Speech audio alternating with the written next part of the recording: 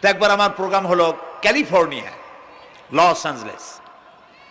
এখানে আমার 3 দিন প্রোগ্রাম। তারা একটা দিন আমাকে রাখলো সাইট সিন দেখার জন্য। আমাকে নিয়ে গেল লস অ্যাঞ্জেলেস থেকে সান দিয়েগো। সান দিয়েগো হচ্ছে প্যাসিফিক ওশানের পাশে। এইখানে আছে সি ওয়ার্ল্ড, অর্থাৎ সমুদ্রের মধ্যে যা কিছু আছে তা তারা সেখানে উঠায় রাখছে। বিশাল জায়গা, দেখতে অন্তত 4 দিন লাগে পুরা এলাকা দেখতে। তা আমার হাতে সময় 5 ঘন্টা, 5 ঘন্টা আমাকে দেখতে হবে। আমি বললাম গুরুত্বপূর্ণ জিনিসগুলি আমার দেখা হবে। তো নিয়ে গেল। এই আপনাদের মাঠটা যত বড়, এরকম একটা বড় পুকুর, সেই পুকুরের মাঝখানে আছে একটা ওয়াল, আর ঠিক মাঝখানে আছে একটা মঞ্চ, আর 10,000 লোক বসতে পারে এরকম একটা গ্যালারি। ওরকম একটা গ্যালারিতে আমাকে বসালো টিকিট কাটায়া। ওখানে মাছের খেলা দেখানো হবে। যারা খেলা দেখাবে তারা হাতে তুড়ি দিল, সঙ্গে সঙ্গে 2টি মাছ ওই পাশ থেকে তারা ভিতরে বড় গেট আছে, সেই গেট দিয়ে এপারে চলে আসলো। আমি লক্ষ্য করলাম খেলা যারা দেখাবে তাদের মুখের কথা, বাঁশির আওয়াজ, হাতের ইঙ্গিত মাছে বোঝে। মাছটার বুকটা সাদা, একদম সাদা, আর পেছনের দিকটা কালো। যখন উঁচু হয় তখন মনে হয় কোনো সৌদি প্রিন্স হবে। কালো কাপড় গায়ে দেয় সাদা জামার উপরে, ঠিক ওরকম মনে হয়। তো যারা খেলা দেখাবে তারা এভাবে হাতে তালি দিল, মাছেও তার 2টি পাখা নিয়ে হাতে তালি দিল, ওয়েলকাম করলো দর্শকদেরকে। অনেকগুলি খেলা দেখালো এই মাছ। এক একটা খেলা দেখাইয়া যখনই স্টেজের সামনে গিয়া মাছ হা করে, তখন বড় বড় বালতির ভিতরে ছোট ছোট মাছ আছে, এই মাছগুলি 2-3 বালতি তার মুখের মধ্যে ঢুকায় দেয়। আমার কাছে মনে হলো ওর গ্রাসটা এত বড় যে আমার মতো 12-14 জন বা 15-20 জন যদি ঢুকায় তাহলে মাছে মনে করবে যে কোনো সেলাপুটি ঢুকছে, এর থেকে বেশি কিছু মনে করবে না। এত বড় মাছ, শ্যামু ফিশ বলা হয় ওটাকে। এরপরে দেখলাম তিমি মাছ, নীল জাতীয় তিমি, যে তিমিগুলি খুব কম পাওয়া যায় মহাসমুদ্রে, এগুলি থাকে। এক একটা নীল তিমির ওজন 5,000 টন পর্যন্ত হতে পারে। এর যে বাচ্চা হয় সে বাচ্চায় দুধ খায়। তিমি হচ্ছে স্তন্যপায়ী প্রাণী। যে বাচ্চা হইল যেদিন হয় সেদিন থেকেই বাচ্চার 50 থেকে 60 মণ দুধ লাগে। কে খাওয়ায়? সুবহানাল্লাহ। দুনিয়ার কোনো গভর্নমেন্ট খাওয়ায় না। দুনিয়ায় স্থলভাগে পিঁপড়া থেকে শুরু করে হাতি পর্যন্ত, ছোট্ট চেলা পোকা থেকে শুরু করে সাপ, বড় বড় পাইথন পর্যন্ত, টনাটুনি পাখি থেকে শুরু করে ঈগল পর্যন্ত, নদীর ভিতরে চেলাপুটি থেকে শুরু করে তিমি মাছ পর্যন্ত অসংখ্য প্রাণী সকাল বেলায় খালি পেটে জঙ্গল থেকে, গর্তের মধ্য থেকে, বাসা থেকে, পানির মধ্য থেকে যার যার আস্তানা ছেড়ে আহারের অনুসন্ধানে শত সহস্র কোটি প্রাণী সব যার যার ক্ষুধার পেট নিয়ে বেরিয়ে যায়। আল্লাহ রাব্বুল আলামিন বলেন, সন্ধ্যা হতে না হতে সবগুলির পেট ভরাইয়া যার যার বাসায় আমি ভিড়াইয়া দেই। ইন্নাল্লাহা হুয়ার রাজ্জাকু যুল কুওয়াতিল মাতিন। খেতে দেওয়ার মালিক কে? সেই আল্লাহর এই গুণকে, এই গুণাবলীকে বিশ্বাস করতে হবে। খেতে দেওয়ার মালিক তিনি কেবলমাত্র। সন্তান হয় না, দেওয়ার মালিক কে? বলেন জোরে। হাসাবার মালিক কে? কাঁদাবার মালিক কে? সুখ দেওয়ার মালিক কে? দুঃখ থেকে উদ্ধার করার মালিক কে? হায়াতের মালিক কে? মওতের মালিক কে? ফাআলুন লিমা ইউরিদ। যা খুশি তাই তিনি করতে পারেন। সুবহানাল্লাহ বলে। কোন? কাফ আর নুন, 2টি অক্ষর। যখন যা ইচ্ছে করেন হয়ে যায়। আল্লাহর এই গুণকে বিশ্বাস করলে মানুষ শিরক থেকে বাঁচতে পারবে। মাজার মুখী হবে না মুসলমান, মসজিদ মুখী হবে তখন। আজ আমার মুসলমান একদিকে নামাজও পড়ে আর একদিকে মাজারের কাছে গিয়ে দুর্বল হয়ে যায়। আছে না? আছে কি না? মাজারগুলির কাছে গিয়ে সাহায্য কামনা করে। আমার নিজের চোখে দেখেছি মাজারে গিয়ে কিভাবে সেজদা দেয় কবরকে। বলেন নাউযুবিল্লাহ। আল্লাহ ছাড়া কাউকে রুকু সেজদা করা যায় না। যা চাবার আল্লাহর কাছে চাইতে হবে। ওয়াইজা সাআলতা ফাসআলিল্লাহ ওয়াইজা ইসতাআনতা ফাসতাইন বিল্লাহ। যা কিছু চাওয়ার আল্লাহর কাছে চাও, যা কিছু বলার আল্লাহকে বলো। সব কিছু করার মালিক তিনি। সুবহানাল্লাহ বলেন। এই জন্য মাজারের সাথে মুসলমানদের সম্পর্ক হবে না, মুসলমানদের সম্পর্ক হবে মসজিদের সাথে। কিসের সাথে বলেন জোরে? আপনি কোন অসুবিধায় পড়েছেন, মাজলুম হয়েছেন, অত্যাচারিত হয়েছেন, চাকরির সমস্যা হয়েছে, ঘরে খাবার নাই, অসুখ বিসুখ হয়েছে, নানান ধরনের সমস্যায় পড়েছেন, কোনো মাজার নয়, কোনো পীর নয়, মসজিদের ভিতরে চলে যান, উজু করে মসজিদে ঢুকে 2 রাকাত কাজায়ে হাজাতের নামাজ পড়েন। রাসূলুল্লাহর উপরে যখনই বিপদ হতো তিনি নামাজে দাঁড়ায় যেতেন। সুবহানাল্লাহ বলো। আপনি কেন যাবেন একটা কবরের কাছে?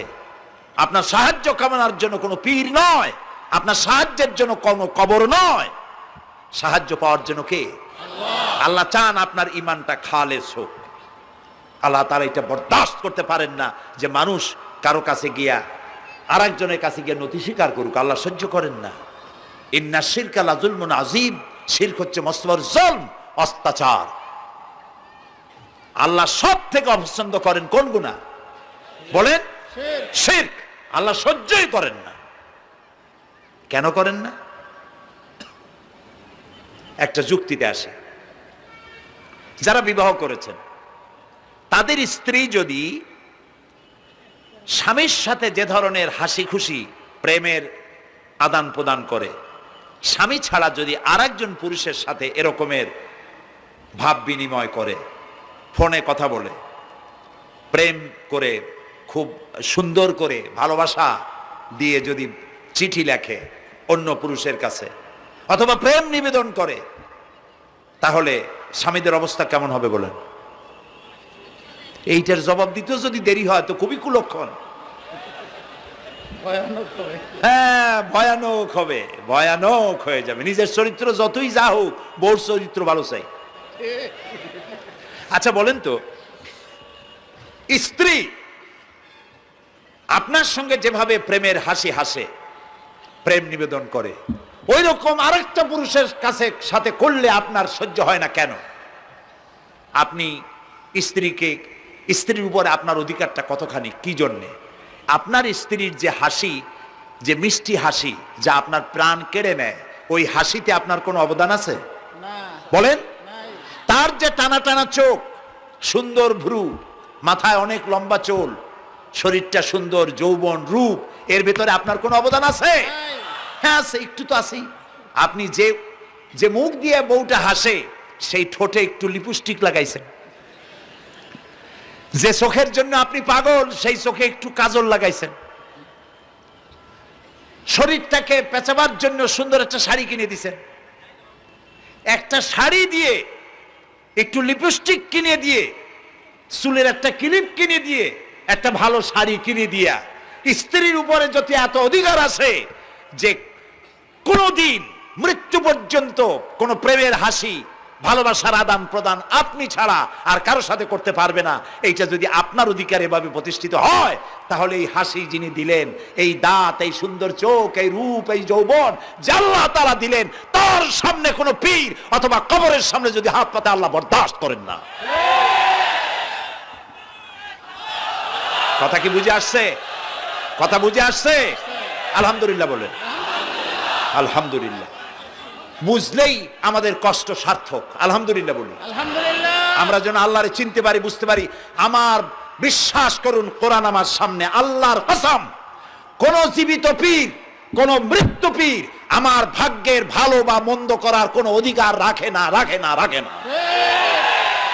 কোন পীর ফু দিয়ে আমার ভাগ্যকে ভালো বানাই দিতে পারবে না, পারবে না, এবং আমার একটা চুলও বাঁকাও করতে পারবে না। খাইরিহি ওয়া শাররিহি মিনাল্লাহি তাআলা। আমার ভালো, আমার মন্দ করার একমাত্র মালিক কে? আল্লাহ। এক আঙ্গুল আকাশের দিকে উঁচু করে চিৎকার দিয়ে বলুন, কে?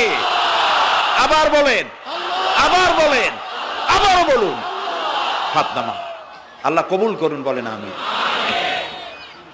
আমার এই বক্তব্য দিয়ে আমি কোনো পীরকে অমর্যাদা করছি না। পীর সাহেবদের কাছে পীর কোনো শরীয়তের শব্দ নয়, কোরআন এবং হাদিসে কোথাও পীর বলে কোনো শব্দ নাই। এটি ফার্সি শব্দ। এই শব্দের অর্থ হলো বৃদ্ধ। তো পীর যদি বৃদ্ধ হয় ভালো কথা, তিনি যদি আলেম হন আরো ভালো কথা। কিন্তু বাপ পীর ছিল, উনিও সেই সুবাদে পীর, ইলেম নাই, তোনার নিজের কাছেই তো টর্চ নাই। আপনাকে অন্ধকারে উনিও ম্যানহোলের মধ্যে পড়বে, আপনারে নিয়ে পড়বে। আলেম হইতে হবে, পীর যদি হয় আলেম হইতে হবে, 1 নম্বর কথা।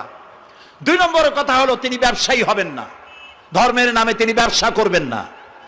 তিনি মানুষকে হেদায়েতের পথ দেখাবেন, প্রয়োজনে জেলে যাবেন, প্রয়োজনে ফাঁসির মঞ্চে দাঁড়াবেন। তিনি নিজেকেই ইসলামের সব আমি করি, আর ইসলাম কারো কাছে নাই। যারা ইসলাম করলো 70-80 বছর ধরে, রাজনীতির পথ দেখালো, তারা ইসলামের দল না, ওনারটাই ইসলামের দল।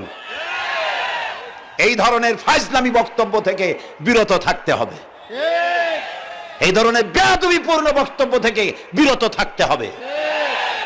আমার দোকানে খাঁটি ঘি পাওয়া যায়, আর কারো দোকানে খাঁটি ঘি পাওয়া যায় না। ইসলাম নিয়ে এই ধরনের মনোপলি বিজনেস করতে দেওয়া হবে না। প্রিয় ভাই সব, আমরা পীর সাহেবদের চিনি। পীর ছিলেন শাহজালাল রহমতুল্লাহ আলাইহি। সুবহানাল্লাহ। যুদ্ধ করা লাগে না, আজান দিয়েছেন, মূর্তির মাথা ভাঙ্গা চুর চুর হয়ে পড়ে গিয়েছে। গৌর গোবিন্দ পলায়া কুল পায় নাই। লোকেরা যায় তার মাজারে গিয়ে গজাল মাছ জিয়ারত করে আসে, কিন্তু তরবারিটা দেখে আসে না। দোধারি তরবারি এখনো আছে। সুবহানাল্লাহ বলেন। পীর ছিলেন হযরতে বাহাউদ্দিন নকশবন্দি, মুজাদ্দিদ আল ফিসানি রহমতুল্লাহ আলাইহি, বড় পীর আব্দুল কাদের জিলানী রহমতুল্লাহ আলাইহি, খাজা মঈনুদ্দিন চিশতি রহমতুল্লাহ আলাইহি, শাহজাহান আলী রহমতুল্লাহ আলাইহি। কত ওলিউল্লাহর মাজার দিয়ে আমার দেশ ভরা। আলহামদুলিল্লাহ কোন আলহামদুলিল্লাহ। এরা একদিকে মানুষকে মুরিদ বানায়া মুরিদের টাকা দিয়ে নিজেদের পকেট ভরেন নাই। ওনারা এরকম করতেন না, এইরকম করতেন। আর রাসূলুল্লাহ বলেছেন এই রকমের হাতের মর্যাদা নাই, এই হাতের মর্যাদা। আমি পীর দেখছিলাম, বাইতুল শরীফের পীর হযরত শাহ আব্দুল জব্বার সাহেব, আল্লাহ তাআলা জান্নাতুল ফেরদাউসের মেহমান বানায়নি। এই বাংলাদেশে শত শত মসজিদ, মাদ্রাসার এতিমখানা তৈরি করে গেছেন। সুবহানাল্লাহ। বৃষ্টির মৌসুমে চট্টগ্রামের বাড়ি তার, 14 বছর মাদ্রাসায় ওয়াজিদিয়া চট্টগ্রামে 14 বছর বুখারী শরীফ পড়িয়েছেন। কি মানের আলেম, খালি পীর না। মুরিদরা যত টাকা দিত, এই টাকা দিয়ে বড় বড় মাদ্রাসা মসজিদ করেছেন। আর বৃষ্টির সময় সাথী সঙ্গী নিয়ে বস্তি এলাকায় যেতেন, পলিথিন দিয়া ছাওয়া, বাচ্চা আর তার স্বামী নিয়ে কাতরায় এক কোনায় বসে আছে, খাবার নাই, চাউল নাই, অসুস্থ, তাদের চাউল দিয়ে আসতেন, তাদের রান্না করার শাকসবজি দিয়ে আসতেন, ওষুধ দিয়ে আসতেন, হাড়ি পাতিল দিয়ে আসতেন। বন্যা হলে, তুফান হলে টাকা উজাড় করে যা মুরিদরা দিত সবগুলি উজাড় করে মানুষের খেদমত করতেন। সুবহানাল্লাহ। কাজেই যারা জামায় অনেকগুলো পকেট সমানে নিতে থাকে আর ভরতে থাকে এইভাবে করে, এই ব্যবসায়ীদেরকে পরিত্যাগ করতে হবে। পীর হচ্ছে ওই সমস্ত লোক যারা নাকি ধর্মের নামে ব্যবসা করে না, বরং আল্লাহর দ্বীনকে প্রতিষ্ঠা করার জন্য কথা বলে। প্রিয় ভাই সব, আমাদের জেহেন সাফ করতে হবে, পরিষ্কার করে বুঝতে হবে আমার ভালো আমার মন্দ কে করতে পারেন? আল্লাহ। সম্রাট শাহজাহান নাম শুনেছেন? কোথার বাদশা বলেন? দিল্লির সম্রাট। সম্রাট শাহজাহান, পৃথিবী জোড়া নাম তার। কবি বলছেন, শাহনে জাহাं को जिन्हें फख्र से देते थे बाज, वाज कब्र में है सूरह अलहम्दु की मोहताज। যে শাহজাহানকে কর দিয়া ট্যাক্স দিতে পারলে জনগণ নিজেদেরকে গৌরবান্বিত বলে মনে করত, সেই শাহজাহান কবরে শুয়ে আছে, সূরা ফাতিহার মুহতাজ হয়ে আছে। সুবহানাল্লাহ। যদি কেউ আমার কবরের কাছ থেকে হেঁটে যাইতো আর একটু সূরা ইখলাস পড়ে সবরেসানি করতো, আমি কিছু পাইতাম। আহারে, এই এতিম ফকির হয়ে শুয়ে আছে।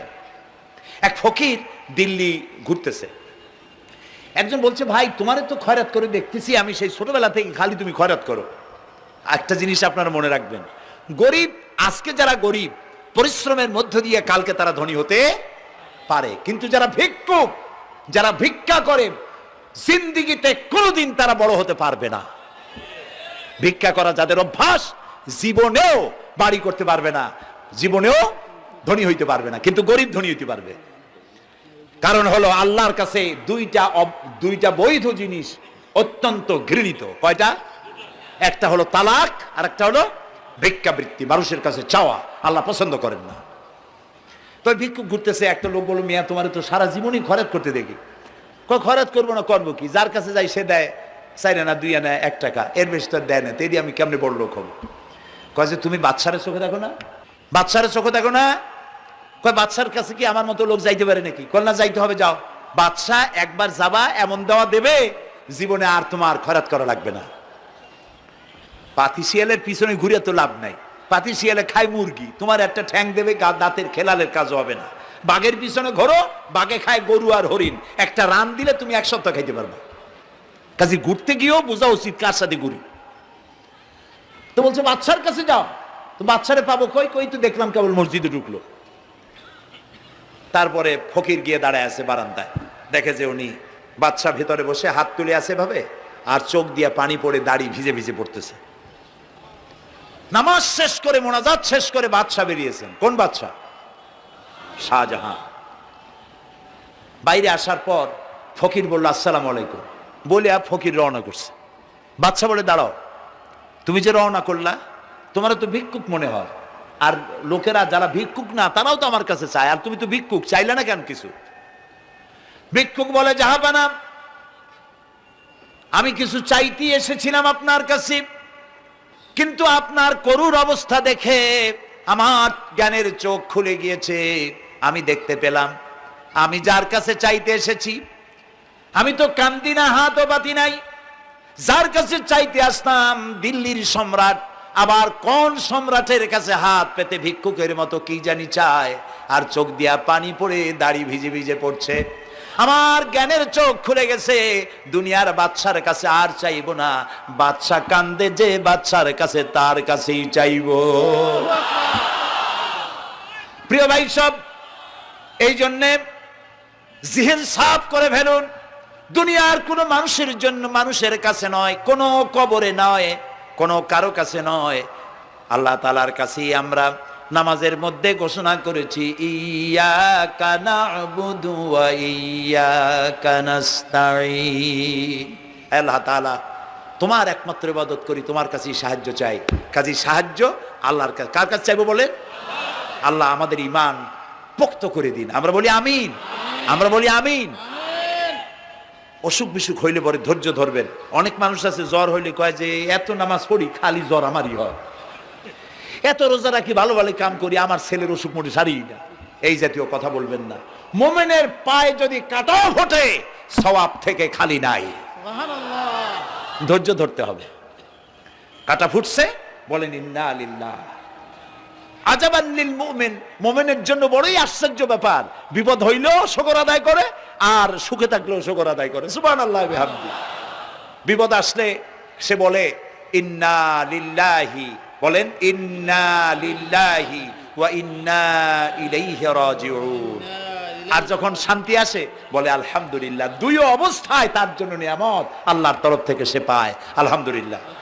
প্রিয় ভাই সব, তো আল্লাহর উপর ঈমান আনার জন্য কয়টা শর্ত বলছিলাম? এই যে প্যাচ লেগে গেছে, কয় যে 3টা। আল্লাহর উপর ঈমান আনার জন্য শর্ত কয়টা? 4টা। 4টার বলছি কয়টা? 2টা। আরেকটা হচ্ছে আল্লাহর কুদরত, এ বিশ্বাস করা। আল্লাহর কুদরত মানে শক্তি। আল্লাহর কিছু বিশ্বাস করবেন, বলেন জোরে? শক্তি। আকাশ এবং জমিনের শক্তিশালী কে?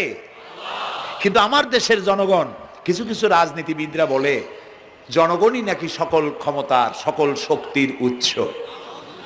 কি পাগল! তুমি ক্ষমতার উৎস? নাকের মধ্যে ময়লা, দাঁতে ছাতা, পেটের মধ্যে দুর্গন্ধ ভরা, ক্ষমতার উৎস? আশ্চর্য কথা। এই যে ক্ষমতার উৎস, হাজার হাজার লোক এখানে বসা, 2টা ভাউয়া ব্যাংক যদি 2 কোণা দিয়ে ঢোকে, ভাউয়া ব্যাংক চেনেন? বিগ সাইজের ব্যাংক, 2টা যদি দুই দিক দিয়ে ঢোকে লাফাইতে লাফাইতে, সামনে যারা আছে এমনি লাফাবে। অন্তত টঙ্গী তামিরুল মিল্লাত মাদ্রাসা ছাড়াইয়া তারপরে ফিরে তাকায় বলবে, ভাই আমরা দৌড়াই কেন? ব্যাংকের সামনে অসহায়, বল্লা ভীমরুলের সামনে অসহায়, সাপের সামনে, বিচ্ছুর সামনে অসহায়, তারা কয় সকল ক্ষমতার উৎস জনগণ। কপাল পোড়া। ক্ষমতার উৎস জনগণ নয়, এটা কোরআনের সাথে কন্ট্রাডিকশন হয়। এ কথায় আল্লাহ বলেছেন আন্নাল কুওয়াতা লিল্লাহি জামিয়া, সকল ক্ষমতার উৎস কে? আল্লাহ। চিল্লায় বলো আল্লাহ। ক্ষমতা কি দেখছেন? মাত্র 1.5 মিনিট। কয় মিনিট? মাত্র 1.5 মিনিট। আল্লাহ বলেছেন কোন, সাথে সাথে তামিলনাড়ু, মালয়েশিয়া, ইন্দোনেশিয়া, থাইল্যান্ড, মালদ্বীপ, শ্রীলঙ্কা 2 লক্ষ লোক শেষ, 1 লক্ষের খোঁজ নাই। সমুদ্রের পানি 33 ফিট উঁচু হয়ে এসছে। সুবহানাল্লাহ কই ইচ্ছে করে না? বিজ্ঞানীরা বলেছেন ভারত মহাসাগরের তলদেশে ফাটল ধরেছে, ওর কয়েক কিলোমিটার নিচে ভূমিকম্পের উৎপত্তি হয়েছে। ভারত মহাসাগরের পানি 3 হাত না 4 হাত, কত কিলোমিটার আল্লাহ জানে। এই কয়েক কিলোমিটার নিচে যে মাটি, সেই মাটিরও কয়েক কিলোমিটার নিচে ভূমিকম্পের উৎপত্তি। এখান থেকে ভূমির কম্পন হয়েছে, সেই ভূমিকম্পে সমস্ত মহাসাগরের মধ্যে, ভারত মহাসাগরের মধ্যে জলকম্পন শুরু হয়েছে। পানির কম্পন, মাটির কম্পন একসাথে। 33 ফিট উঁচা, মানে 4 তলা বিল্ডিং এর মতো উঁচু হয়ে আসছে পানি। 4 তলা পরিমাণ উঁচু হয়ে পানি চলে আসছে। বাড়ি গাড়ি সব কিছু খড় কুটার ন্যায় সব উড়িয়ে দিয়েছে। এগুলোরে কপাল পোড়া নাস্তিক যেগুলি, তারা বলে প্রাকৃতিক দুর্যোগ। ওর বাপের মাথা। আচ্ছা, প্রাকৃতিক দুর্যোগ, প্রকৃতি কি? কোন জন্তুর নাম? প্রকৃতি কোন জন্তু জানোয়ারের নাম? প্রকৃতি নিজে চলে না কেউ তাকে চালায়? কে চালায়? কপাল পোড়ারা তা বুঝে না। বিশ্ববিদ্যালয়ের শিক্ষক হয়েছে তো, আল্লাহ দিয়ে আসি কোথায়? তবে সব খারাপ না, ভালো আছে আলহামদুলিল্লাহ। কিছু আছে কপাল পোড়া। বিশেষ করে শান্তিনিকেতনে যারা পড়াশোনা করে আসে, সাহিত্য চর্চা করে, এই সাহিত্য চর্চা করতে করতে এক পর্যায়ে কপাল পুড়ে যায়। আল্লাহরে চিনতে পারে না, সব চেনে আল্লাহরে চেনে না। আল্লাহ এখন চিনাইতেছে ভালো করিয়া। প্রিয় ভাই সব, কওমে আদ, কওমে সামুদ, এগুলিকে আল্লাহ তারা ধ্বংস করেছেন। কিয়ামতের আগে এই যে 7টা আকাশ, এই আকাশ সম্পর্কে অবিশ্বাসীরা তারা বলেছে আকাশ বলতে কিছুই নেই, এটা নাকি অনেক দূরে, তাই নীলা নীলে দেখা যায়। কি কপাল পোড়া চিন্তা করেন, নীলা নীলা দেখা যায়। এই আকাশ মহাশূন্য। এই আকাশগুলিকে, আকাশ কয়টা? কয়টা স্তর? 7টা। এগুলি কাতাইয়ে সিজিল্লিল কুতুব। কোরআনে কারিমে আল্লাহ তাআলা বলেছেন কিতাবের পৃষ্ঠার মতো কিয়ামতের আগে একটার পর একটা ঠাস ঠাস করে পড়বে, ভেঙে চুরে চুরমার হয়ে যাবে। ওয়াইদাল বিহারু ফুজ্জিরাত, আল্লাহ তাআলা বলছেন ইদাস সামাউ ফাতারাত ওয়াইদাল কাওয়াকিবু ইনতাসারাত ওয়াইদাল বিহারু ফুজ্জিরাত। আকাশের তারকাসমূহ বিক্ষিপ্ত হয়ে পড়বে। অসংখ্য তারকারাজি, বিশাল বিশাল তারকা বিক্ষিপ্ত হয়ে পড়বে। চন্দ্র সূর্য একটার সাথে আরেকটা ধাক্কা লেগে চাঁদ আর সূর্য আলো হারিয়ে ফেলবে, একাকার হয়ে যাবে। পাহাড়গুলো উঁচু করে আল্লাহ তাআলা জমিনের উপরে আছাড় মারবেন, কাল ইহনিল মানফুস, তুলার মতো উড়ে চলে যাবে। সুবহানাল্লাহ বলবা না? কত বড় শক্তি আল্লাহ পাকের।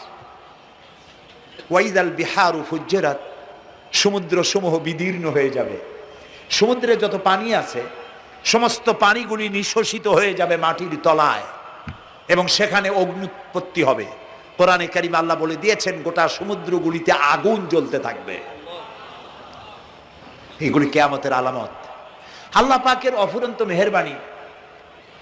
এই যে কানের কাছ দিয়া গুলিটা চলে গেছে, কানে লাগে নাই। বাড়ির কাছ থেকে কিয়ামত হয়ে গেল, বাংলাদেশে আল্লাহ বাঁচাই দিলেন। সুবহানাল্লাহ বলো, আলহামদুলিল্লাহ বলেন।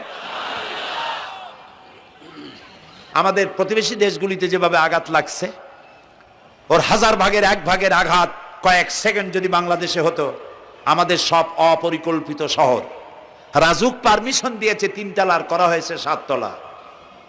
এইভাবে অপরিকল্পিত যত বিল্ডিং আছে এগুলি পচা সিমেন্ট দিয়ে, পচা ইট দিয়ে তৈরি করা হয়েছে।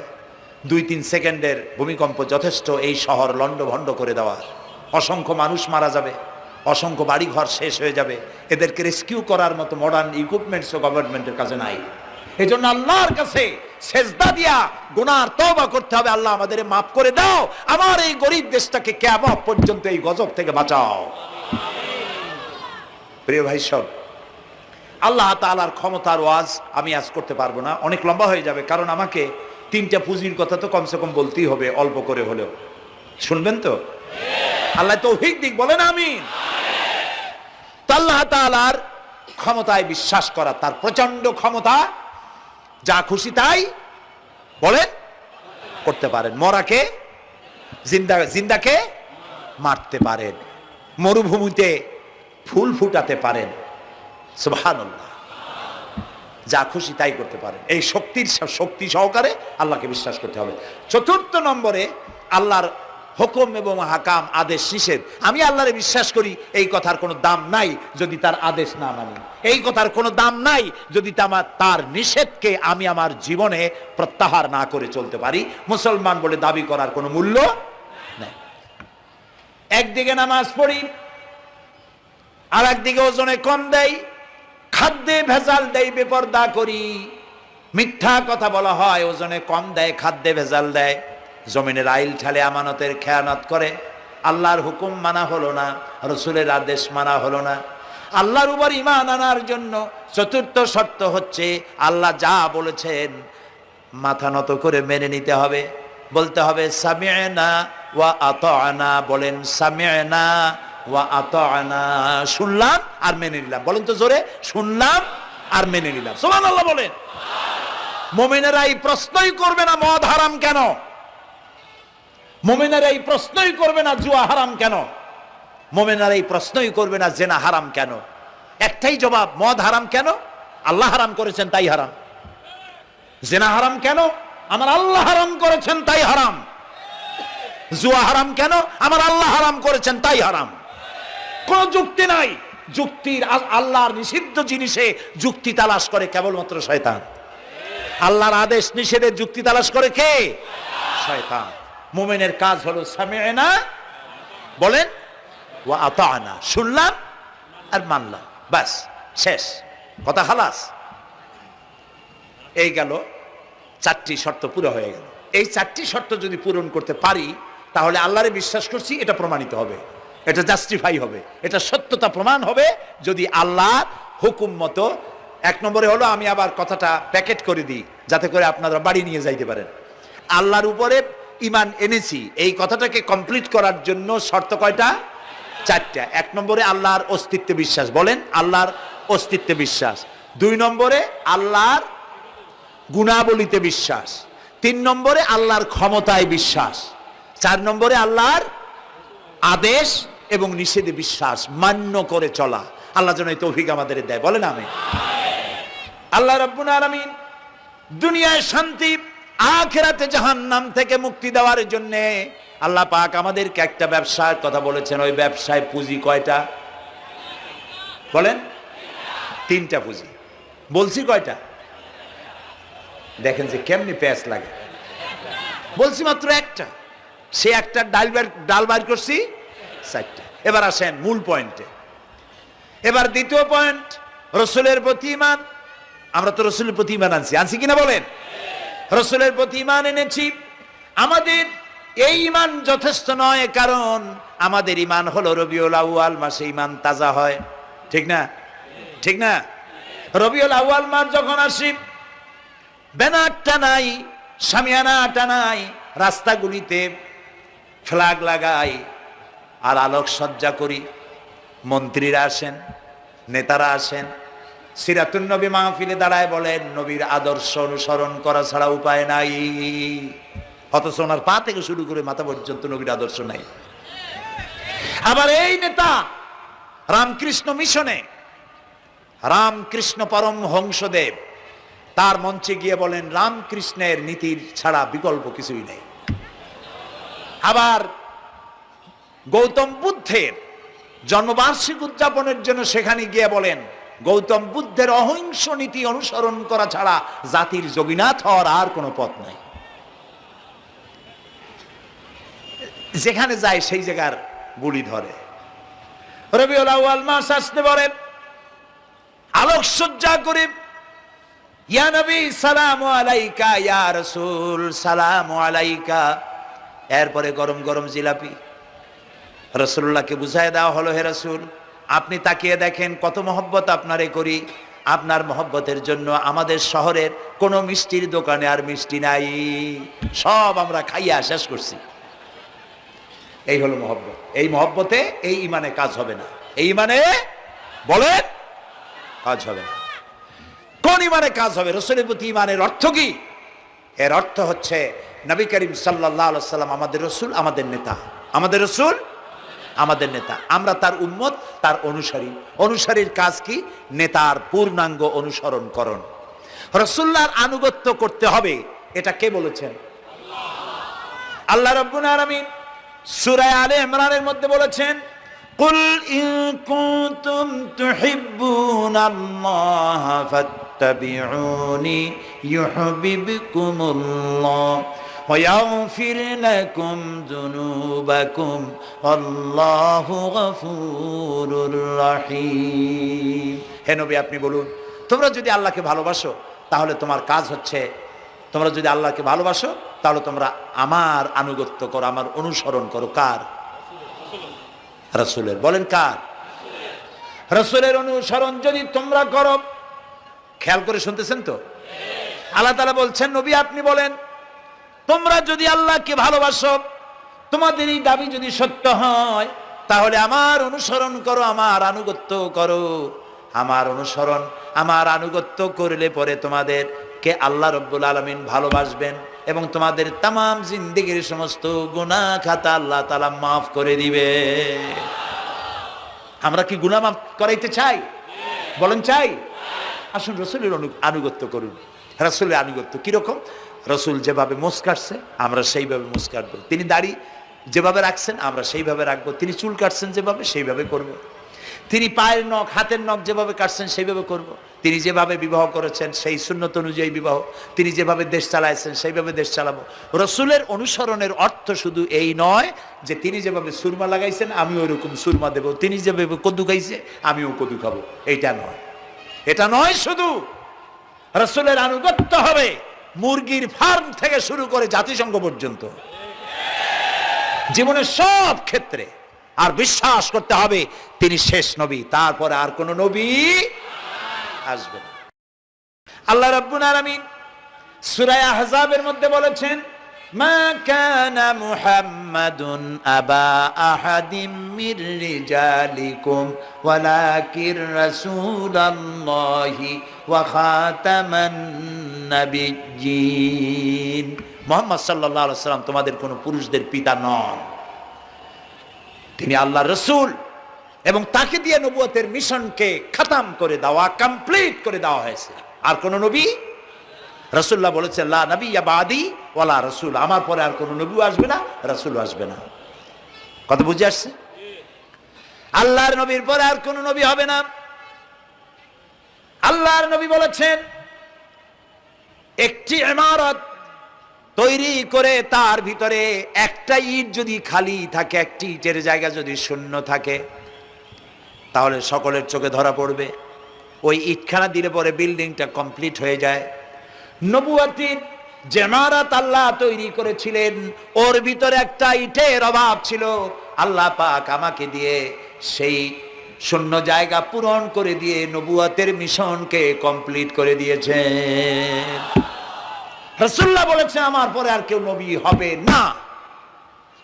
পৃথিবীর সব মুসলমানদের আকীদা, মুহাম্মদ সাল্লাল্লাহু আলাইহি ওয়াসাল্লামের পরে যদি কেউ নবুয়তের দাবি করে সে কাফির, হাজার বার কাফের।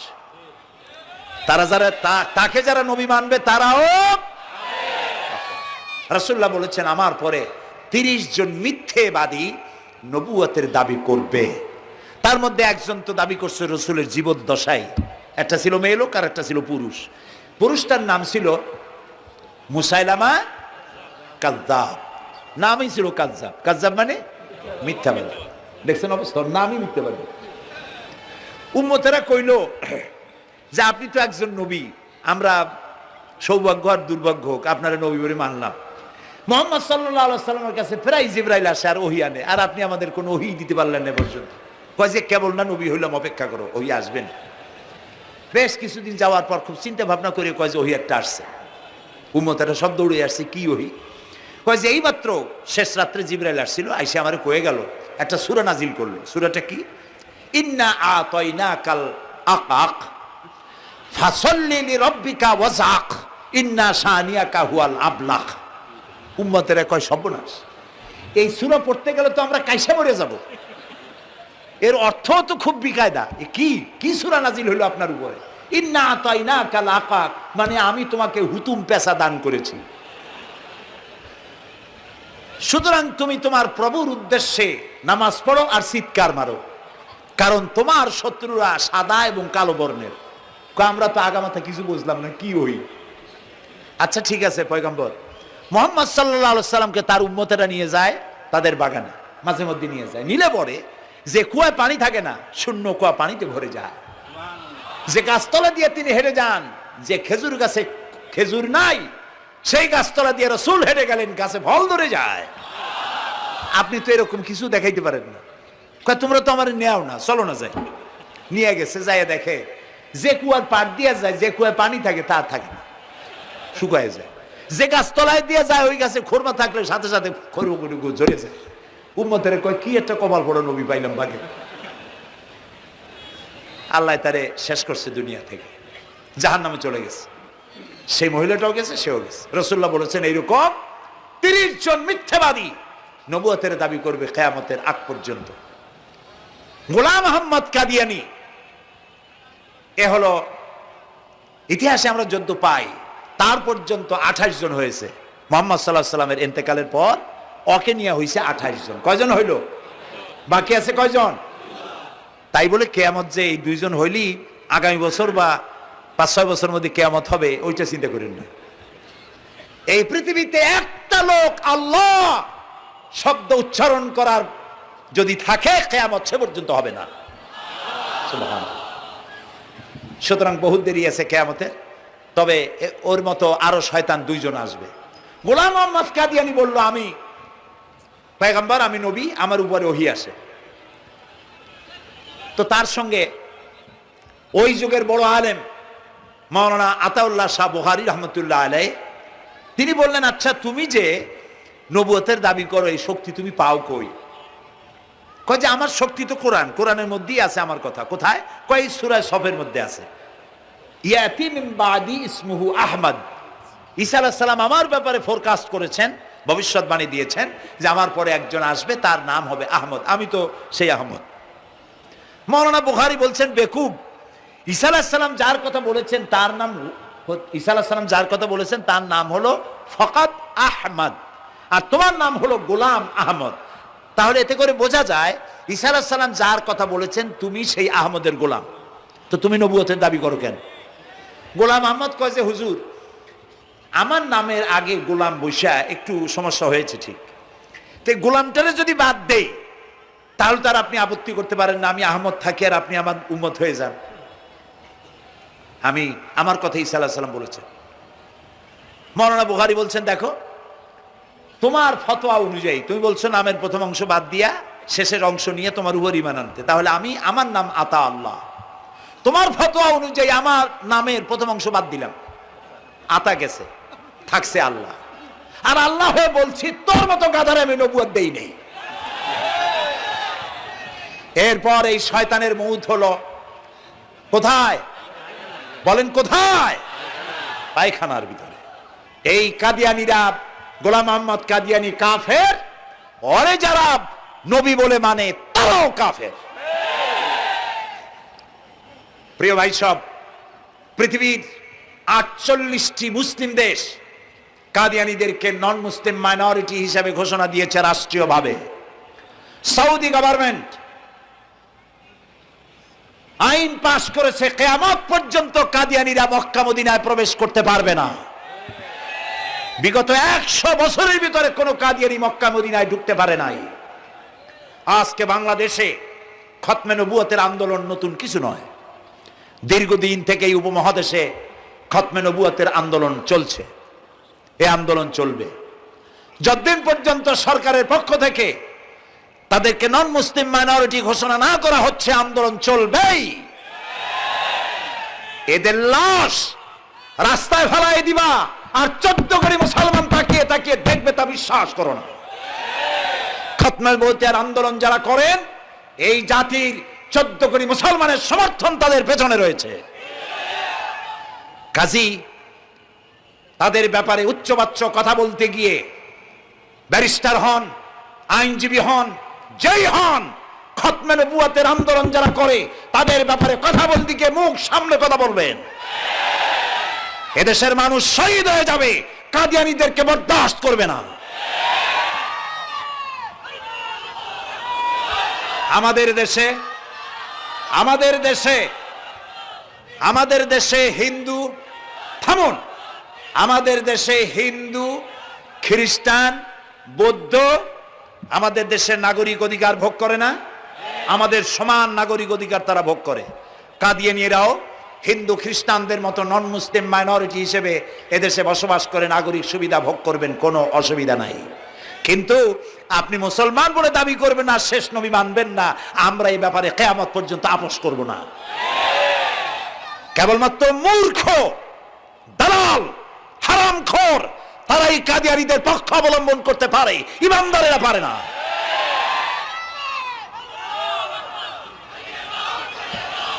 কাদিয়ানীরা যে সব মসজিদ তৈরি করে, এগুলি মসজিদ নয়, এগুলি উপাসনালয়। হিন্দুদের মন্দিরকে যেভাবে আমরা সম্মান করি, ওদের উপাসনালয়কেও সম্মান করি।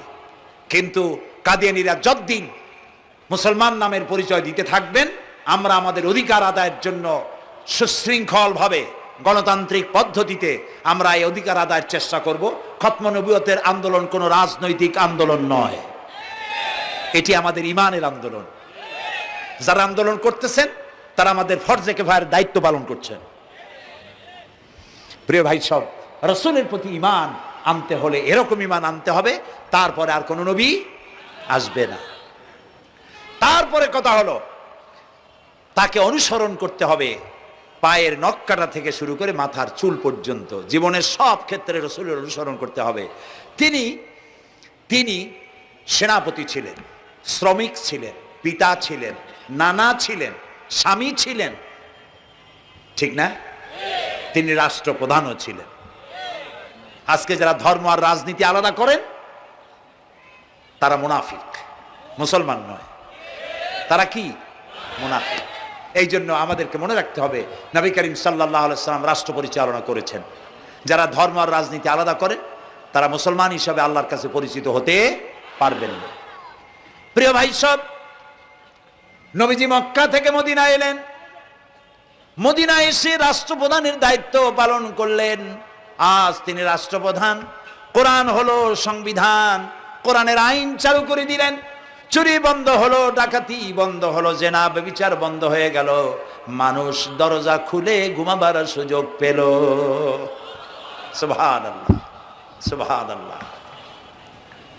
নবী করিম সাল্লাল্লাহু আলাইহি ওয়াসাল্লাম একটি সুন্দর সুখী সমাজ পৃথিবীতে চালু করে গেলেন। আজ আমাদের ভাগ্য যদি খুলতে হয়, রাসূলের অনুসরণ করি আমাদেরকে রাষ্ট্র পরিচালনা করতে হবে। ইসলাম সন্ত্রাসকে প্রশ্রয় দেয় না, ঠিক না ভাই? আমাদেরকে যারা সন্ত্রাসী বলে, ওরাই তো সন্ত্রাসের দাদা, ওরা সন্ত্রাসের জন্মদাতা। আমাদেরকে সন্ত্রাসী বলো? আমি আমেরিকায় বক্তব্য করেছি, লন্ডনে বক্তব্য করেছি, আমি তাদেরকে বলছি তোমরা আমাদেরকে সন্ত্রাসী বলো? আমাদের দেশে যাইয়া দেখো, তোমাদের এখানে সমস্ত সুপার মার্কেটগুলি সব বন্ধ হয়ে যায় বেলা 4টায়, কোনো মার্কেট খোলা থাকে না। কেন খোলো না? তোমরা সিকিউরিটি দিতে পারবে না বলে খোলো না। চুরি হবে, ডাকাতি হবে, লুটপাট হবে, এই জন্য বিকেলেই সব বন্ধ হয়ে যায়, রাতে কোনো দোকান খোলা থাকে না। তো যাও তো আমাদের দেশে, আমাদের তো সন্ত্রাসী বলো? গরিব দেশ। আমাদের দেশের বাবুরহাটে, নরসিংদীর কাছে বাবুরহাট, যেটাকে এই দেশের ম্যানচেস্টার বলা হয়, সারা রাত কোটি কোটি শত কোটি টাকার কাপড় চোপড় বেচা কিনা হয়, পুলিশের গন্ধ খুঁজে পাওয়া যায় না, সারা রাত বেচা কিনা হয়। গ্রামের বাজারগুলি যায় দেখেন, আমাদের দেশে যশোরে, খুলনায়, উত্তরবঙ্গে রাত 2টা 2:30 পর্যন্ত বেচা কিনা হয়, ঠিক না? এই যে আমাদের দেশে আল্লাহর মেহেরবানি, এবারে যে ঈদের সময় ঈদ আর পূজা একসাথে হইল, মুসলমান মেয়েরা, হিন্দু মেয়েরা সোনা দানা গলায় পরিয়া, হাতে পরিয়া, তারপরে বাজারঘাট ঈদের কেনাকাটা, পূজার কেনাকাটা করছে, কোনো অসুবিধা হয় নাই, ঠিক না? আল্লাহর মেহেরবানি, র্যাবে জি যা করার করছে। মক্কা শরীফে, মদিনা শরীফে দেখলাম লোকেরা হাত তুলে, বাংলাদেশি লোকেরা ওখানে যারা আছে, র্যাবের জন্য দোয়া করছে, আল্লাহ র্যাবের প্রতি তুমি রহমত নাজিল করো, আল্লাহ রহম করুন কোন আমি। দেশের যতটা অসুবিধা হয়েছিল তার থেকে অনেক গুণ গ্যারাপ হয়ে গেছে, আলহামদুলিল্লাহ, আলহামদুলিল্লাহ। প্রিয় ভাই সব, এই যে আল্লাহ রাব্বুল আলামিন মুসলমানদেরকে পৃথিবীর মধ্যে সব থেকে বেশি শান্তি প্রিয় করেছেন, কোন আলহামদুলিল্লাহ। তোমরা আমার মক্কা যাইয়া দেখো, মক্কা মদিনায় যাইয়া দেখো, আমাদের কেউ সন্ত্রাসী, মক্কা মদিনায় লক্ষ লক্ষ মানুষ এই যে সব চলে গেছে, এখন কোথায় গেছে? সারা পৃথিবী থেকে মানুষের এখন ছুটছে ছুটছে, পৌঁছে গেছে, আর পথে আছে, প্লেনে আছে, নদীতে আছে, গাড়িতে আছে, সুবহানাল্লাহ। লক্ষ লক্ষ মানুষ চলে গেছে, সবার একই ড্রেস, একই গন্তব্য, একই স্লোগান, লাব্বাইক আল্লাহুম্মা লাব্বাইক। সব মানুষ চলে গেল। আমি 96-তে যখন পার্লামেন্টে আসলাম, প্রথম পার্লামেন্টে এক বক্তৃতার ভেতরে আমি বলেছিলাম যে আমাদের দেশে নেতা নেত্রীরা ওমরা করে, হজ করে। আচ্ছা, আপনারা যাইয়া দেখেন কি করেন, কি আনেন কি? যাইয়া একটু তোয়াব করিয়া আসার সময় আতর আর পাথর, সুরমার খুরমা পকেট ভরে নিয়ে আসেন, কিন্তু চোখে দেখেন না। আল্লাহ তাআলা বলছেন, আওয়ালাম ইয়ারাউ আন্না জাআলনা হারামান আমিনান, তুমি কি তোমরা কি দেখতে পাও না আমার এই হারামকে আমি কিভাবে নিরাপত্তার শহর বানিয়েছি? সুবহানাল্লাহ। রাত 2:30 3টার সময় চাঁদের মতো সুন্দরী যুবতী মেয়ে একাকিনী, কোনো পুরুষ সঙ্গী ছাড়া, নিজের ডেরা, নিজের তাবু ফেলে কাবা শরীফের ভিতরে এসে গেল, লক্ষ লক্ষ পুরুষের মধ্য দিয়ে আল্লাহর ঘর তওয়াফ করলো, তাহাজ্জুদের নামাজ আদায় করলো, এরপরে দোয়া দুরুদ করে কান্নাকাটি করে মেয়ে লোকটি একাকী লক্ষ লক্ষ মানুষের মধ্য দিয়ে নিজের ঘরে ফিরে গেল। কোন পুরুষের একবার তার চেহারার দিকে নজর পড়েছে তো দ্বিতীয়বার তার রূপ উপভোগ করার মতো সাহস কারো মনের মধ্যে জাগে না। হাজার বছরের ইতিহাস, মক্কা থেকে, মদিনা থেকে, আরাফাত থেকে, মুজদালিফা থেকে, মিনা থেকে একটা নারী লাঞ্ছিতা হয়েছে, ধর্ষিতা হয়েছে, অপমানিতা হয়েছে, এর ইতিহাস নয়। প্রিয় ভাই সব, প্রসঙ্গক্রমে এই টঙ্গী লক্ষ লক্ষ লোকেদের সমাবেশ হয়, আলহামদুলিল্লাহ বলে। হতেই পারে তাবলিগি জামাতের ভাইরা এখানে উপস্থিত হন, সারা দেশ থেকে, বিভিন্ন দেশ থেকেও লোকজন আসে, এক জায়গায় বসে আল্লাহ বিল্লাহ করে, মোনাজাত করে। এটা মনে আসলো তাই বলতেছি। কেউ কেউ এটাকে খুব বাড়াবাড়ি করেন। সে বাড়াবাড়িটা হলো, কেউ কেউ বলেন আরাফাতের পরেই দ্বিতীয় এই সমাবেশ। এই বেয়াদবি শব্দটা কেউ উচ্চারণ করবেন না আল্লাহর হস্তে। কোথায় টঙ্গী, কোথায় আরাফাত, আর কোথায় টঙ্গী? কি এর সাথে আপনি কি মিলান? আপনি বলুন, এখানে লক্ষ লক্ষ লোক হয়েছে, আমরাও দেখতে পাচ্ছি, লক্ষ লক্ষ লোক হয়, কিন্তু আপনি কেন দ্বিতীয় সমাবেশ বলেন? কেন আপনি আরাফাতের ময়দানের পরে এই কথা বলেন? মহাগুনাহ, মহাবেয়াদবি। আরাফাতে যাওয়া ফরজ, টঙ্গীতে আসা নফল নয়। আপনি কিসের সাথে কি তুলনা করেন?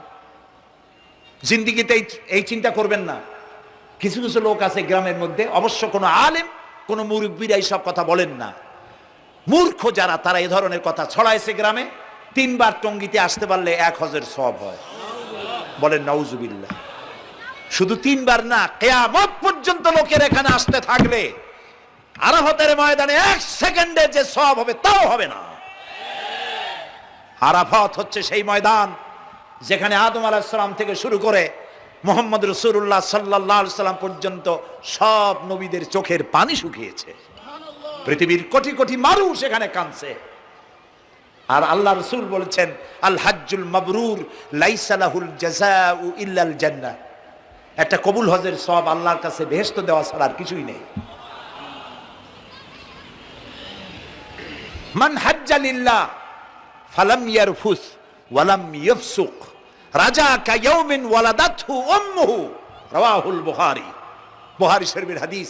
রাসূলুল্লাহ বলছেন, আরাফাতের ময়দান থেকে হাজিরা যখন বেরিয়ে যায় সন্ধ্যায়, মা যেমন নিষ্পাপ সন্তান প্রসব করে, আরাফাত থেকে হাজিরা তেমন নিষ্পাপ হয়ে বেরিয়ে যায়।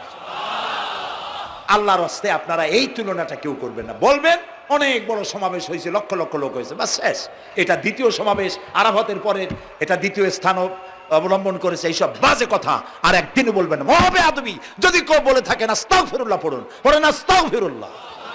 আল্লাহ সবাইকে ক্ষমা করুন, বলুন আমিন। এখানে আসতে দোয়া কবুল হবেই, কোনো গ্যারান্টি নেই, কোনো গ্যারান্টি নাই।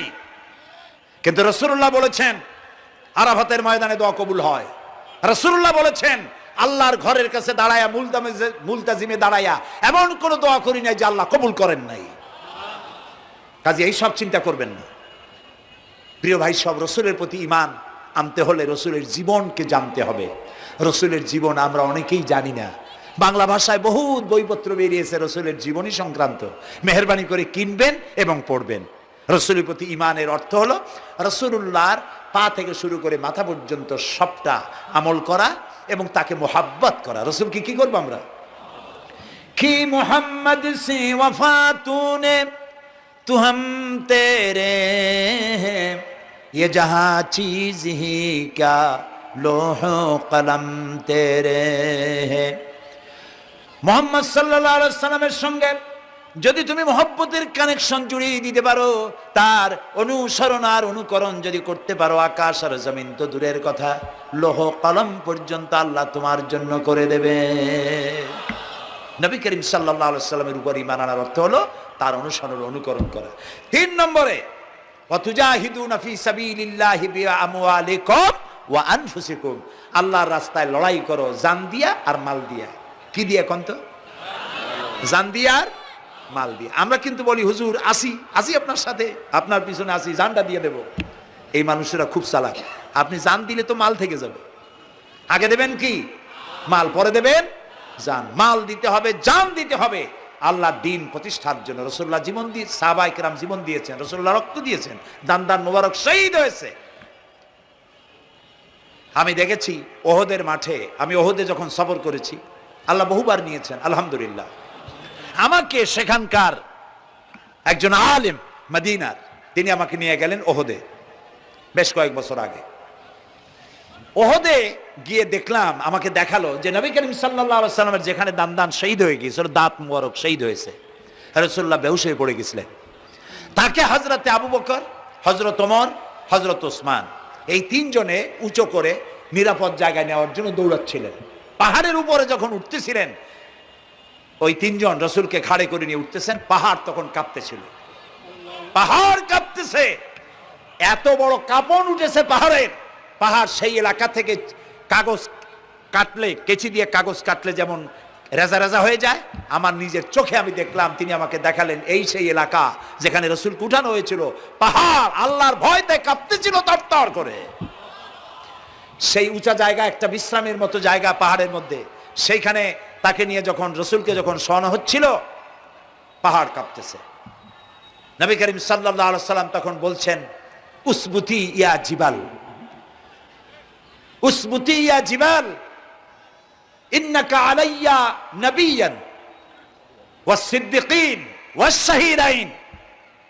হে পাহাড়, উসবুতি ইয়া জিবাল, হে পাহাড় থেমে যা, তোর উপর আল্লাহর নবী, তোর উপরে সিদ্দিক আর 2 জন শহীদ দাঁড়িয়ে আছে, থেমে যা। পাহাড় থেমে গেল।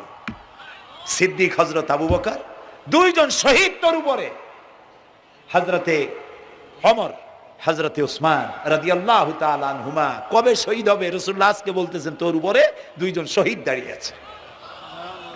এইভাবে কষ্ট করেছেন নবীজি, ক্ষুধায় কষ্ট করেছেন, যুদ্ধ করেছেন। তবে সেই যুদ্ধ আক্রমণাত্মক ছিল না, ডিফেন্সিভ ছিল। আক্রমণকে প্রতিহত করার জন্য তিনি লড়েছেন। প্রিয় ভাই সব, এত কষ্ট করার পর তিনি যে দিন কায়েম করে গিয়েছিলেন, আল্লাহ তাআলা বলছেন ওয়াতুজাহিদুনা ফি সাবিলিল্লাহি, আল্লাহর রাস্তায় লড়াই করো জান দিয়ে আর মাল দিয়ে আমার দ্বীনকে প্রতিষ্ঠা করার জন্য। যদি তোমরা ইসলাম বুঝে থাকো এরই মধ্যে তোমাদের জন্য কল্যাণ নিহিত রয়েছে। সুবহানাল্লাহ বলেন, এরই মধ্যে কল্যাণ। সুতরাং শুধু টুপি মাথায় দিয়ে নামাজ পড়লেই হবে না, নামাজও পড়তে হবে, আল্লাহর হুকুম হাকাম মানতে হবে, রোজাও রাখতে হবে, হজও করতে হবে, যাকাতও দিতে হবে, স্ত্রীকে পর্দায় রাখতে হবে, আমলে আখলাকে সিরাতে সুরাতে চলনে বলনে ব্যবসায় বাণিজ্যে বক্তৃতায় রাজনীতি অর্থনীতি সমাজনীতি সব জায়গায় আল্লাহ এবং রসুলের পূর্ণাঙ্গ আনুগত্য করার নামই হলো মুসলমান হয়ে যাওয়া। সুবহানাল্লাহ। এই মুসলমান হইতে পারবো আমরা?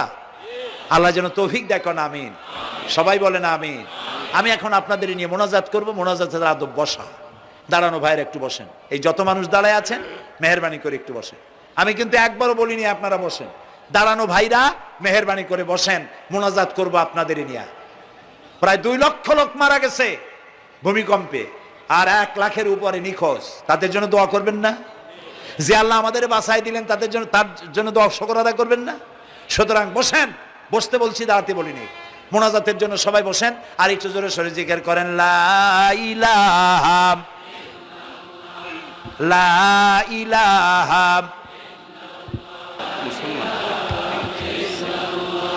ও ঘামে শেষ হয়ে গেছে।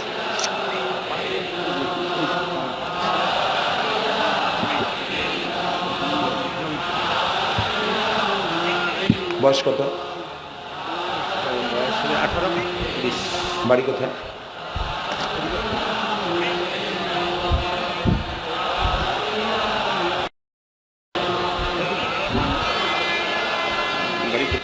একটু জোরে লা ইলাহা। এফিডেভিট করছো? বসো বসো।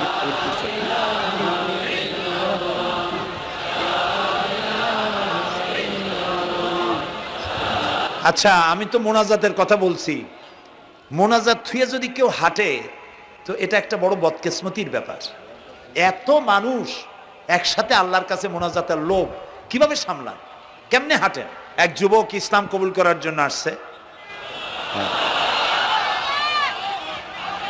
সঙ্গীতেই থাকো।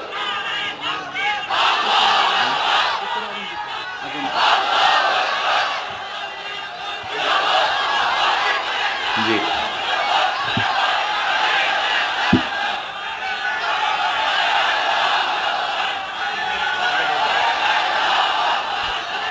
এই ছেলেটি বাড়ি হলো বগুড়ায়, থাকে উত্তরায়। এই ছেলের বাপের নাম শ্রী সুধীর চন্দ্র সরকার, আর তার নাম হলো চঞ্চল কুমার সরকার। বর্তমান নাম পছন্দ করেছে বশির উদ্দিন। বলো লা ইলাহা ইল্লাল্লাহু মুহাম্মাদুর রাসূলুল্লাহ। আল্লাহ ছাড়া কোন ইলাহ নাই, মাবুদ নাই, উপাস্য নাই। মুহাম্মদ সাল্লাল্লাহু আলাইহি ওয়াসাল্লাম আল্লাহর প্রেরিত রাসূল। আশহাদু আন লা ইলাহা ইল্লাল্লাহু ওয়াহদাহু লা শারীকা লাহু ওয়া আশহাদু আন্না মুহাম্মাদান আবদুহু ওয়া রাসূলুহু। আমি সাক্ষ্য দিচ্ছি আল্লাহ ছাড়া কোনো ইলাহ নাই, মাবুদ নাই, উপাস্য নাই। তিনি এক, তিনি একক, তার কোনো অংশীদার নাই। আমি আরো সাক্ষ্য দিচ্ছি মুহাম্মদ সাল্লাল্লাহু আলাইহি ওয়াসাল্লাম আল্লাহর বান্দা এবং তার প্রেরিত রাসূল। বলো আসসালামু আলাইকুম। আপনারা জবাব দেন। এই ছেলেটি এখন আমাদের মধ্যে নিষ্পাপ। আমাদের সকলের আমলনামায় পাপ আছে। রাসূলুল্লাহ বলেছেন, যখন একজন মুশরিক ইসলাম কবুল করে, কালেমা পড়ে, বিশ্বাস করে, অর্থ সহকারে উচ্চারণ করে, তার পিছনের সমস্ত গুনাহ খাতাকে আল্লাহ তাআলা মাফ করে দেন। সুতরাং আমরা তার জন্য দোয়া করি, আল্লাহ যেন তাকে খাঁটি মুসলমান বানায় দেন। আমরা সবাই বলি আমিন। প্রিয় ভাই সব, মোনাজাতের পর এশার আজান হবে।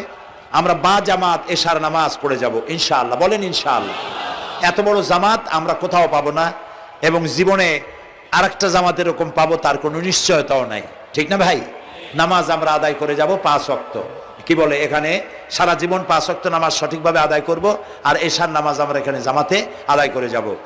আর এই বিশাল মাহফিল তৈরি করতে অনেক খরচ হয়েছে। আপনারা নিশ্চয়ই দেখতে পান এত বড় প্যান্ডেল করতে কত টাকা খরচ হতে পারে, এবং তারা প্রচেষ্টা করেছে। আপনারা এই লাইটিং, মাইকিং, প্যান্ডেল, স্টেজ, তারপরে পোস্টার, গেট ইত্যাদি তৈরি করতে বহু টাকা খরচ হয়েছে। আপনারা যাওয়ার সময় মেহেরবানি করে তাদেরকে চতুর্দিকে ড্রাম এবং চাদর নিয়ে লোকেরা দাঁড়িয়ে থাকবে, আপনারা আল্লাহর হস্তে তাদেরকে কিছু সহযোগিতা করে যাবেন। রাজি আছেন আপনারা? রাজি আছেন? আল্লাহ আপনাদেরকে তৌফিক দিন। মা বোনেরা যারা এসছেন, মা বোনদের জন্য আজকে তেমন কোনো কথা বলতে পারলাম না, তবে যা বলেছি নারী এবং পুরুষ সকলের জন্য সমভাবে প্রযোজ্য। আপনাদের জন্য একটু বেশি করতে হবে। এই রাসূলুল্লাহ বলেছেন, আল মারআতু ইজা সাল্লাত খামসাহা ওয়া সামাত শাহরাহা ওয়া আতাআত বালাহা ওয়া আহসানাত ফারজাহা। রাসূলুল্লাহ বলেছেন, যেসব মহিলারা 5 ওয়াক্ত নামাজ সঠিকভাবে আদায় করে, রমজান মোবারকের রোজা রাখে, সতীত্বের হেফাজত করে, স্বামীর আনুগত্য করে চলে, কিয়ামতের দিন ওই সব মহিলারা আল্লাহর জান্নাতের যে দরজা দিয়া খুশি সেই দরজা দিয়া জান্নাতে প্রবেশ করতে পারবে। সুতরাং আপনারা এই কথাগুলি মেনে চলুন, আল্লাহ আপনাদেরকে তৌফিক দিন। আমি মোনাজাত করব এখনই, আপনারা যাওয়ার সময় সকলে সহযোগিতা করে যাবেন। আর নামাজের জন্য একটি বই আছে, চরিত্র গঠনে নামাজের অবদান। আমরা যে নামাজ পড়ি অনেক সময় নামাজ হয় না। রাসূলুল্লাহ বলেছেন, সাল্লু কামা রাআইতুমুনি উসাল্লি, নামাজ পড়ো সেইভাবে যেভাবে আমাকে নামাজ পড়তে দেখো। জীবনের শ্রেষ্ঠ ইবাদত নামাজ, তাই যদি সঠিক না হলো তাহলে পণ্ডশ্রম হয়ে যাবে। এই জন্য নামাজ কিভাবে মানুষের চরিত্রে অবদান রাখে, আর নামাজটা কেমনে পড়তে হবে, রাসূলুল্লাহ কিভাবে পড়েছিলেন, সেটি আমার এই বইটিতে লেখা আছে। এটি চরিত্র গঠনের নামাজের অবদান। এখানে লাইব্রেরি আসছে, কোথায় আপনারা খুঁজে বের করে সেটা নিয়ে যাবেন। আর একটি হলো সূরায়ে লোকমান। সূরায়ে লোকমানের 2টা রুকুর তাফসীর করেছিলাম আমি চট্টগ্রামে, মাত্র 2 রুকুর তাফসীর। এই 2 রুকুর তাফসীর 5 দিনে শোনার পর 48 জন হিন্দু বৌদ্ধ মুসলমান হয়ে গিয়েছিল। যাকাত সম্পর্কে, মা বাপের অধিকার সম্পর্কে হযরতে লোকমান তার সন্তানকে যে নসিহত করেছে, সেই নসিহত 9টা নসিহত ছিল। ওই নসিহতগুলি আল্লাহর এত পছন্দ হয়েছে যে আল্লাহ তাআলা নিজে লোকমানের নসিহত কোরআন শরীফে উঠায় দিয়েছে। সুবহানাল্লাহ। সুতরাং আমার সন্তানদের ভালো করার জন্য এই নসিহতগুলি দরকার। এটির নাম যারা ক্যাসেট থেকে উদ্ধার করেছে, নাম হলো তাফসিরে সাইদি লোকমান, সূরায়ে লোকমান। এ পর্যন্ত 4টা তাফসির বেরিয়েছে তাফসিরে সাইদি নামে, যেগুলি আমি তাফসির করেছি চট্টগ্রামে। সেগুলি, এসব বই ওখানে পাওয়া যাবে। এই বইগুলি আপনারা লাইব্রেরি থেকে, এখানে মোবাইল লাইব্রেরি এসছে ঢাকা শহর থেকে, সন্ধান করে আপনারা নিয়ে যাবেন। আল্লাহ তাআলা আপনাদেরকে তৌফিক দান করুন। যাওয়ার সময় মাহফিলকে সাহায্য করে যাবেন, আর নামাজে সালাতুল এশা আদায় করে যাবেন। আল্লাহুম্মা আমিন। ربنا ظلمنا أنفسنا وإن لم تغفر لنا وترحمنا لنكونن من الخاسرين ربنا لا تزغ قلوبنا بعد إذ هديتنا وهب لنا من لدنك رحمة إنك أنت الوهاب। আয় আল্লাহ তাআলা, হাজার হাজার মুসলিম জনতা, পুরুষ এবং নারী, আমরা তোমার দরবারে হাত তুলেছি, গুনার বোঝা মাথায় নিয়ে হাত তুলেছি। দয়া করে আমাদের জিন্দেগীর সমস্ত গুনাহ খাতাকে আল্লাহ মাফ করে দাও। আয় আল্লাহ তাআলা, আমাদের মধ্য থেকে আমাদের মা বাপ যাদের দুনিয়া থেকে বিদায় হয়ে গেল, কবরগুলিকে জান্নাতের টুকরায় পরিণত করে দাও। রব্বির হামহুমা কামা রব্বায়ানি সগীরা। সবাই পড়েন, রব্বির হামহুমা কামা রব্বায়ানি সগীরা। আয় আল্লাহ তাআলা, তাম পৃথিবীতে আজ মুসলমানেরা বড়ই বিপদে আছে। হায় আল্লাহ তাআলা, বিপদগ্রস্ত মুসলমানদেরকে তুমি সাহায্য করো রব্বুল আলামিন। ইরাকের মাজলুম মুসলমানদের হাতে ইরাকের জমিন উঠায় দাও। হায় আল্লাহ তাআলা, জালিমদেরকে তুমি নস্তনাবুদ করে দাও। আল্লাহ তাআলা, বাংলাদেশ আমাদের প্রিয় জন্মভূমি, এই দেশের উপরে তোমার খাস রহমত নাজিল করো। হায় আল্লাহ তাআলা, ভূমিকম্পে আশেপাশের দেশগুলির মারাত্মক ক্ষতি হয়ে গেল। আল্লাহ তাআলা, তুমি আমাদেরকে দয়া করে বাঁচাই দিয়েছো। কিয়ামত পর্যন্ত আসমান আর জমিনের সব মুসিবত থেকে আমাদের দেশকে তুমি হেফাজত করো। রব্বুল আলামিন আমাদের স্ত্রী পুত্র পরিজন যাদেরকে তুমি দান করেছো সবগুলিকে দিনদার ইমানদার নামাজি মুসলমান বানাইয়া দাও। আয় আল্লাহ তাআলা, এই মাহফিলের আয়োজন যারা করেছেন, কষ্ট করেছেন, পয়সা দিয়েছেন এবং দেবেন, সকলকে আল্লাহ তাআলা ইমানে কামেল সকলকে দিয়ে দাও। আমাদেরকে তোমার মকবুল বান্দাদের মধ্যে শামিল করে নাও। আল্লাহ তাআলা যারা হজে চলে গেছেন, যারা রাস্তায় আছেন যাওয়ার পথে, আর এবং আরো যারা যাবেন, আল্লাহ তাআলা সকলের যাতায়াত আসান করে দাও, সকলের হজকে কবুল করে নাও। যারা হজ করেন নাই এই মাঠে আজকে যারা উপস্থিত, মন চায় যেতে, আল্লাহ তাআলা তাদেরকে যাওয়ার ব্যবস্থা করে দাও। আল্লাহ তাআলা মা বোন যারা এসেছেন, মা বোনদের গুনাহ খাতাকে মাফ করে দাও, মা বোনদের অসুখ ব্যাধি মাফ করে দাও, তাদের কেমন আমল করার তৌফিক দাও যাতে করে কিয়ামতে হযরতে আয়েশা খাদিজার সঙ্গে আসর নসিব হয়ে যায়। আল্লাহ তাআলা তোমার কাছে আরেকটা দোয়া করি, আমাদের এই বাংলাদেশে যারা বোমা মারে, আমাদের এই বাংলাদেশে যারা গ্রেনেড হামলা করে, আমাদের এই বাংলাদেশে সন্ত্রাসী তৎপরতা চালায়া যারা মানুষ হত্যা করে, তুমি তাদেরকে হেদায়েত করে দাও, তুমি তাদেরকে হেদায়েত করে দাও, তুমি তাদেরকে হেদায়েত করে দাও। আল্লাহ তাআলা তোমার ইলমে যদি জানা থাকে ওদের নসিবে হেদায়েত নাই, তাহলে হামান, নমরুদ, সাদ্দাত, ফেরাউন এগুলারে যেমনে তুমি ধ্বংস করছো, বাংলাদেশে যারা গ্রেনেড হামলা করে, বোমা হামলা করে, মানুষ খুন করে, ওদেরকে গজব দিয়া, লানত দিয়া বাংলাদেশ থেকে চিরকালের জন্য বিদায় করে দাও। যারা বাংলাদেশে নৈরাজ্য সৃষ্টি করে, আল্লাহ তাদেরকে গজব দিয়া বিদায় করে দাও। হয় তারা হেদায়েত হোক, না হয় শয়তানদের হাত থেকে আমাদের দেশকে আল্লাহ তুমি রক্ষা করো। রব্বুল আলামিন টঙ্গী বিরাট শ্রমিক এরিয়া, আল্লাহ তাআলা শ্রমিকদের স্বাস্থ্য ভালো রাখো, তাদের সকলকে নামাজ আদায় করার তৌফিক দাও। আল্লাহ তাআলা তাদের অভাব অভিযোগ দূর করে দাও। চারদলীয় ঐক্য জোটের এই সরকারকে ইসলামের পক্ষে থাকার কাজ করার তৌফিক দান করে দাও। যত ওয়াদা নির্বাচনের আগে করেছিল সবগুলি ওয়াদা অক্ষরে অক্ষরে পালন করার তৌফিক দিয়ে দাও। আমি কয়েক সেকেন্ড আপনাদের জন্য ছেড়ে দিলাম, মাথা নিচু করে চক্ষু বন্ধ করে যার যা চাওয়ার দরকার আল্লাহর কাছে চান। এই বিশাল মাহফিলে আল্লাহ তাআলা দোয়া কবুল করবেন ইনশাআল্লাহ। আয় আল্লাহ, তোমার আরশে আজিম থেকে তুমি দয়া করে তোমার রহমতের নজর দিয়ে টঙ্গীর এই মাঠের দিকে তাকাও। আল্লাহ তাআলা, আমরা কোন পীর বুজুর্গ, খাজা বাবা অথবা দুনিয়ার কোন শক্তির কাছে, রাজা বাদশার কাছে হাত তুলি নাই, বিশাল আকাশের মালিকের কাছে হাত তুলেছি, আমাদের রবের কাছে হাত তুলেছি। তুমি বলেছো দুনি আস্তাজিবু লাকুম, আমারে ডাকো আমি সাড়া দেব। আল্লাহ তাআলা, আমরা ডাকতেছি, তুমি দয়া করে সাড়া দাও। আমরা ডাকতেছি, আমাদের ডাকের সাড়া দাও মাবুদ। আমাদের যাদের রোগ ব্যাধি আছে আল্লাহ দয়া করে শেফায়ে আজেলা দাও, শেফায়ে কামেলা দাও। আল্লাহ তোমার কাছে আরেকটা বিনীত দোয়া করি, আল্লাহ তুমি আমাদের জন্মসূত্রে যেসব নিয়ামত আমাদের শরীরে দিয়েছো, নাক, কান, চোখ, হার্ট, কিডনি, চলৎ শক্তি, বলার শক্তি, আল্লাহ মৃত্যুর আগ পর্যন্ত শরীরের এসব নিয়ামতের একটাও চিনায় নিও না বাবু। আল্লাহ তাআলা তুমি আমাদের প্রতি দয়া করো, মেহেরবান হও। মাহফিলের আয়োজন যারা করেছেন আল্লাহ তাদের এই কষ্টকে তুমি কবুল করে নাও। কিয়ামতের দিন কোরআনের সুপারিশ আমাদের জন্য নসিব করে দাও। ربنا تقبل منا إنك أنت السميع العليم وتب علينا إنك أنت التواب الرحيم سبحان ربك رب العزة عما يصفون وسلام على المرسلين والحمد لله رب العالمين واجعل آخر كلامنا عند الموت لا إله إلا الله محمد رسول الله। السلام عليكم ورحمة الله।